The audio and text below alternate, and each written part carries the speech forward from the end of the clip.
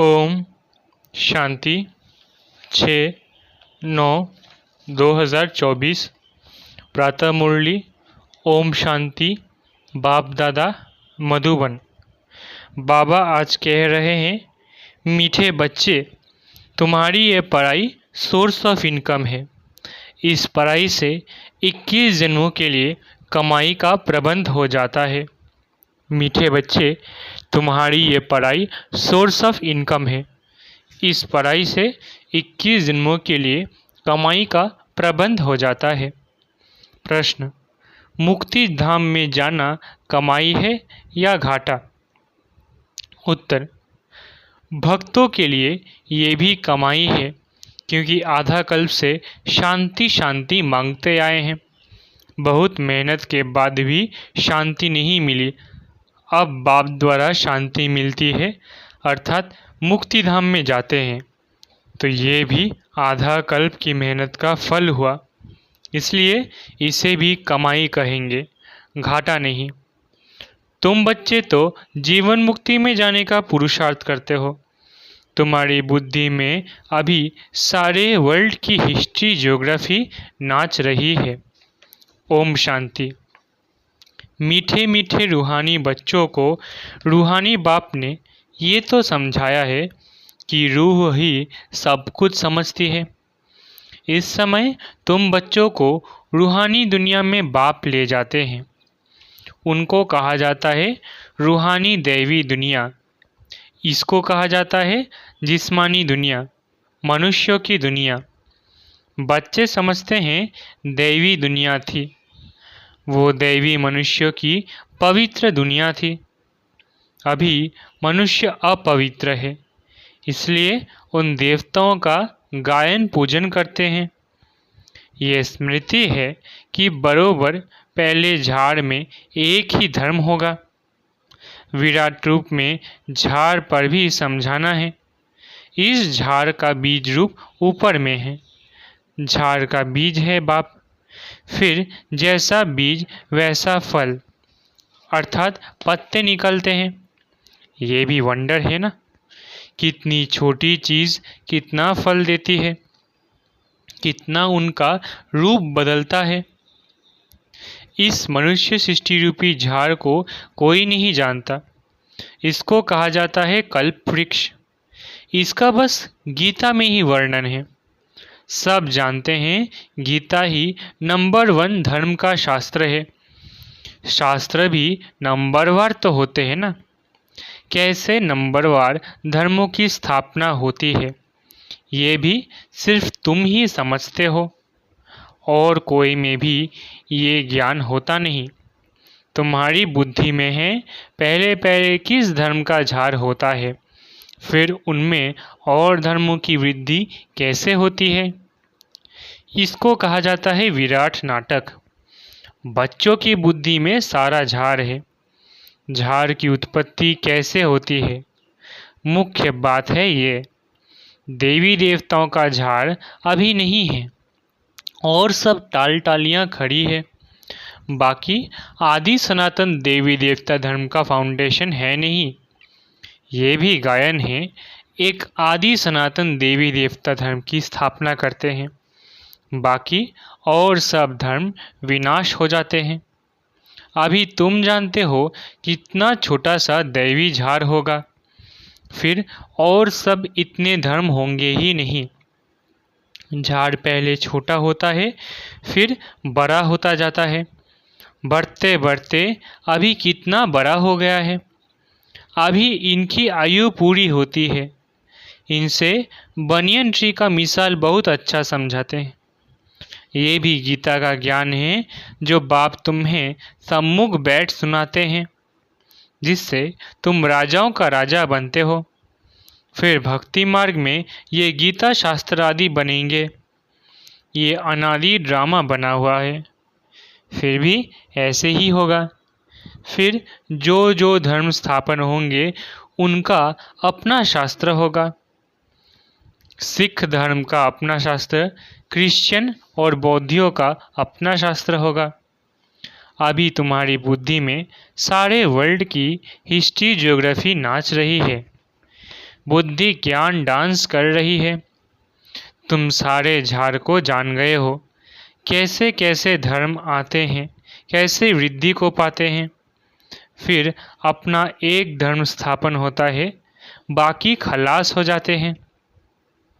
गाते हैं ना, ज्ञान सूर्य प्रगाटा, अभी बिल्कुल अंधियारा है। कितने ढेर मनुष्य हैं, फिर ये इतने सब होंगे ही नहीं। इन लक्ष्मी नारायण के राज्य में यह थे नहीं, फिर एक धर्म स्थापन होना ही है। यह नॉलेज बाप ही आकर सुनाते हैं। तुम बच्चे कमाई के लिए कितनी नॉलेज आकर पढ़ते हो। बाप टीचर बनकर आते हैं तो आधा कल्प तुम्हारी कमाई का प्रबंध हो जाता है। तुम बहुत धनवान बन जाते हो। तुम जानते हो अभी हम पढ़ रहे हैं, ये है अविनाशी ज्ञान रत्नों की पढ़ाई। भक्ति को अविनाशी ज्ञान रत्न नहीं कहेंगे। भक्ति में मनुष्य जो कुछ पढ़ते हैं उनसे घाटा ही होता है, रत्न नहीं बनते। ज्ञान रत्नों का सागर एक बाप को ही कहा जाता है। बाकी वो है भक्ति, उसमें कोई भी एम ऑब्जेक्ट है नहीं, कमाई है नहीं। कमाई के लिए तो स्कूल में पढ़ते हैं, फिर भक्ति करने के लिए गुरु के पास जाते हैं। कोई जवानी में गुरु करते हैं, कोई बुढ़ापे में गुरु करते हैं, कोई छोटेपन में ही संन्यास ले लेते हैं। कुंभ के मेले पर कितने ढेर आते हैं। सतयुग में तो ये कुछ भी नहीं होगा। तुम बच्चों की स्मृति में सब बातें आ गई है। रचता और रचना के आदि मध्य अंत को तुम जान गए हो। उन्होंने तो कल्प की आयु ही बड़ी कर दी है। ईश्वर सर्वव्यापी कह दिया है। ज्ञान का पता नहीं है। बाप आकर अज्ञान नींद से सुजाग करते हैं। अभी तुमको ज्ञान की धारणा होती जाती है, बैटरी बढ़ती जाती है। ज्ञान से है कमाई, भक्ति से है घाटा। टाइम पर जब घाटे का समय पूरा होता है तो फिर बाप कमाई कराने आते हैं। मुक्ति में जाना वो भी कमाई है। शांति तो सब मांगते रहते हैं। शांति देवा कहने से बुद्धि बाप तरफ चली जाती है। कहते हैं विश्व में शांति हो, परंतु वो कैसे होगी ये किसको भी पता नहीं है। शांति धाम सुख धाम अलग होते हैं, ये भी नहीं जानते हैं। जो पहला नंबर है उनको भी कुछ पता नहीं था। अभी तुमको सारी नॉलेज है। तुम जानते हो हम इस कर्म क्षेत्र पर कर्म का पार्ट बजाने आए हैं। कहाँ से आए हैं? ब्रह्मलोक से। निराकारी दुनिया से आए हैं इस साकारी दुनिया में पार्ट बजाने। हम आत्मा दूसरी जगह की रहने वाली है। यहाँ ये 5 तत्वों का शरीर रहता है। शरीर है तब हम बोल सकते हैं हम चैतन्य पाठधारी है। अभी तुम ऐसे नहीं कहेंगे कि इस ड्रामा के आदि मध्य अंत को हम नहीं जानते हैं। आगे नहीं जानते थे। अपने बाप को, अपने घर को, अपने रूप को यथार्थ रीति नहीं जानते थे। अभी जानते हैं आत्मा कैसे पार्ट बजाती रहती है। स्मृति आई है, पहले स्मृति नहीं थी। तुम जानते हो सच्चा बाप ही सच सुनाते हैं, जिससे हम सचखंड के मालिक बन जाते हैं। सच के ऊपर भी सुखमनी में है। सत कहा जाता है सचखंड को। देवताएं सब सच बोलने वाले होते हैं। सच सिखलाने वाला है बाप। उनकी महिमा देखो कितनी है। गाई हुई महिमा तुमको काम में आती है। शिव बाबा की महिमा करते हैं, वही झार के आदि मध्यंत को जानते हैं। सच बाप सुनाते हैं तो तुम बच्चे सच्चे बन जाते हो। सचखंड भी बन जाता है।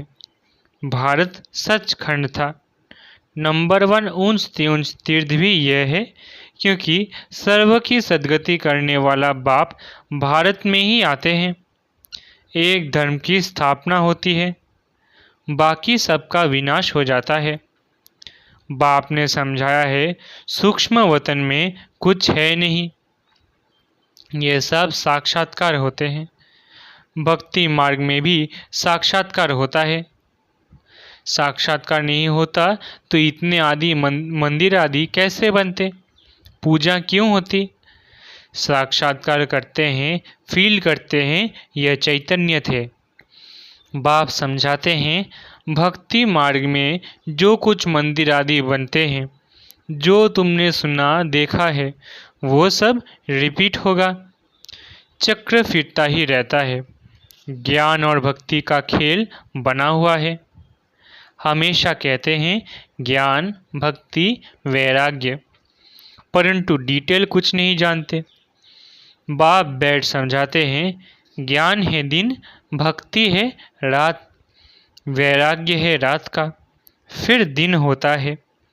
भक्ति में है दुख, इसलिए उसका वैराग्य। सुख का तो वैराग्य नहीं कहेंगे। सन्यास आदि भी दुख के कारण लेते हैं। सन्यास आदि भी दुख के कारण लेते हैं। समझते हैं पवित्रता में सुख है, इसलिए स्त्री को त्याग चले जाते हैं। आजकल तो धनवान भी बन गए हैं कि संपत्ति बिगड़ तो सुख मिल ना सके। माया वार कर जंगल से फिर शरीर में ले आती है, फिर शहर में ले आती है। विवेकानंद और रामकृष्ण भी 2 बड़े सन्यासी होकर गए हैं। सन्यास की ताकत रामकृष्ण में थी, बाकी भक्ति का समझाना करना वो विवेकानंद का था। दोनों की पुस्तकें हैं। पुस्तक जब लिखते हैं तो एकाग्रचित हो बैठ लिखते हैं। रामकृष्ण जब अपनी बायोग्राफी बैठ लिखते थे तो शिष्य को भी कहा तुम जाकर दूर बैठो। था बहुत तीखा करा सन्यासी, नाम भी बहुत है। बाप ऐसे नहीं कहते कि स्त्री को माँ कहो। बाप तो कहते हैं उनको भी आत्मा समझो। आत्माएं तो सब भाई भाई है। सन्यासियों की बात अलग है। उसने स्त्री को माँ समझा, माँ की बैठ बड़ाई की है। ये ज्ञान का रास्ता है। वैराग्य की बात अलग है। वैराग्य में आकर स्त्री को माँ समझा। माता अक्षर में क्रिमिनल आई नहीं होगी।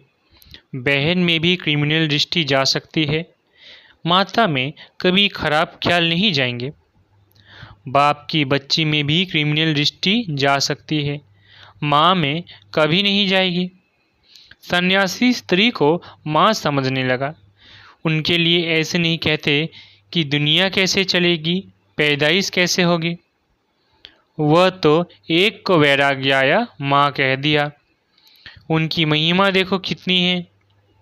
यहाँ बहन भाई कहने से भी बहुतों की दृष्टि जाती है, इसलिए बाबा कहते हैं भाई भाई समझो। ये है ज्ञान की बात, वो है एक की बात। यहाँ तो प्रजापिता ब्रह्मा की संतान ढेर भाई बहन है ना।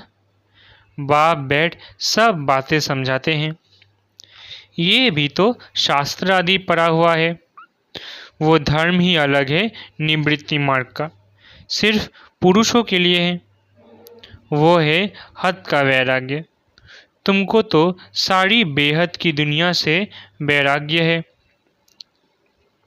संगम पर ही बाप आकर तुम्हें बेहद की बातें समझाते हैं। अभी इस पुरानी दुनिया से वैराग्य करना है। ये बहुत पतित छी दुनिया है। यहाँ शरीर पावन हो न सके। आत्मा को नया शरीर सत्युग में ही मिल सकता है। भल यहाँ आत्मा पवित्र बनती है, परंतु शरीर फिर भी अपवित्र रहता है जब तक कर्मातीत अवस्था हो। सोने में खाद पड़ती है तो जेवर भी खाद वाला बनता है, परंतु शरीर भी फिर भी अपवित्र रहता है जब तक कर्मातीत अवस्था हो। सोने में खाद पड़ती है तो जेवर भी खाद वाला बनता है, खाद निकल जाए तो जेवर भी सच्चा बनेगा। इन लक्ष्मी नारायण की आत्मा और शरीर दोनों सत्व प्रधान हैं। तुम्हारी आत्मा और शरीर दोनों ही तमो प्रधान काले हैं। आत्मा कामचिता पर बैठ काली बन गई है। बाप कहते हैं फिर हम आकर सांवरे से गोरा बनाते हैं। ये ज्ञान की सारी बात है, बाकी पानी आदि की बात नहीं। सब कामचिता पर बैठ पतित बन पड़े हैं, इसलिए राखी बंधवाई जाती है कि पावन बनने की प्रतिज्ञा करो। बाप कहते हैं हम आत्माओं से बात करते हैं। मैं आत्माओं का बाप हूँ जिसको तुम याद करते आए हो। बाबा आओ हमको सुख धाम में ले चलो, दुख हरो। कलयुग में होते हैं अपार दुख। बाप समझाते हैं तुम कामचिता पर बैठ काले तमो प्रधान हो गए हो। अब मैं आया हूँ कामचिता से उतार ज्ञान चिता पर बिठाने के लिए। अब पवित्र बन स्वर्ग में चलना है। बाप को याद करना है। बाप कशिश करते हैं। बाप के पास युगल आते हैं। एक को कशिश होती है, दूसरे को नहीं होती। पुरुष ने फट कह दिया हम इस अंतिम जन्म में पवित्र रहेंगे, कामचिता पर नहीं चढ़ेंगे। ऐसे नहीं कि निश्चय हो गया। निश्चय अगर होता तो बेहद बाप को पत्र लिखते, कनेक्शन में रहते। सुना है पवित्र रहते हैं, अपने धंधे आदि में ही मस्त रहते हैं। बाप की याद ही कहाँ है। ऐसे बाप को तो बहुत याद करना चाहिए। स्त्री पुरुष का आपस में कितना प्यार होता है, पति को कितना याद करती है। बेहद के बाप को तो सब चीज़ आज से याद करना चाहिए। गायन भी है ना, प्यार करो चाहे ठुकराओ, हम हाथ कभी नहीं छोड़ेंगे। ऐसे नहीं यहाँ आकर रहना है, वो तो फिर संन्यास हो गया। घर बार छोड़ यहाँ आकर रहे, तुमको तो कहा जाता है वृत्तांत है। तुमको तो कहा जाता है गृहस्थ व्यवहार में रहते पवित्र बनो। ये पहले तो भट्टी बननी थी, जिससे इतने तैयार हो निकले उनका भी बहुत वृत्तांत है। जो बाप का बनकर अंदर यज्ञ में रह करके रूहानी सर्विस नहीं करते, वो जाकर दास दासियाँ बनते हैं। फिर पिछाड़ी में नंबरवार पुरुषार्थ अनुसार ताज मिल जाता है। उन्हों का भी घराना होता है, प्रजा में नहीं आ सकते।